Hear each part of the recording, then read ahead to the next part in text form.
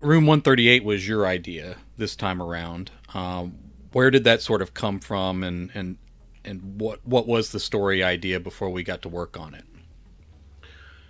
So you and I had collaborated on other books before. So, and for me, Room 138 was one of those story ideas that was very different from what I was used to writing. And I just basically I had this really that the opening part of the book where it's a guy jumping, he jumps through time, but specifically it's a room, room number 138. That's where he always ends up in different places. And the idea was that no one can see him while he's jumping. And as long as he stays still, nobody can see him in case there's somebody like actually in the room. And this woman clearly sees him and runs out. And that was all I had for it. I believe we were at the our show with Brian Keene. We were at the telethon, Right. and it was kind of like we had gone back and forth. You had pitched uh, the first book, I had pitched the second. We were going back and forth. So it was my turn to pitch a book to you, and I think I pitched a couple of different ideas for you, and neither of them were really uh, put together.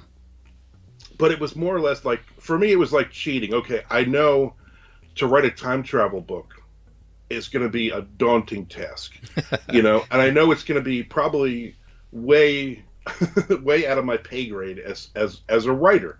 And it was one of those things where like, yeah, eventually I'll write this book down the line. But and I don't even remember what the other pitch was.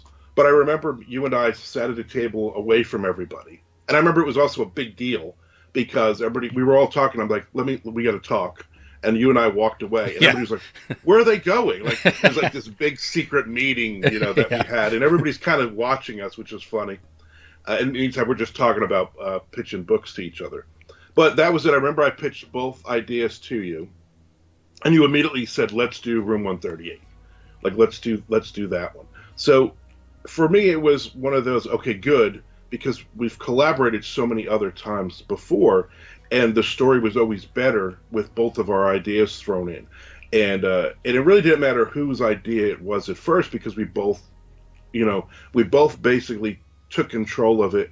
We both owned it, which was great. So uh, after like a few chapters of this, and the stuff that you added in, it became a little different story than obviously that first one I envisioned in my head.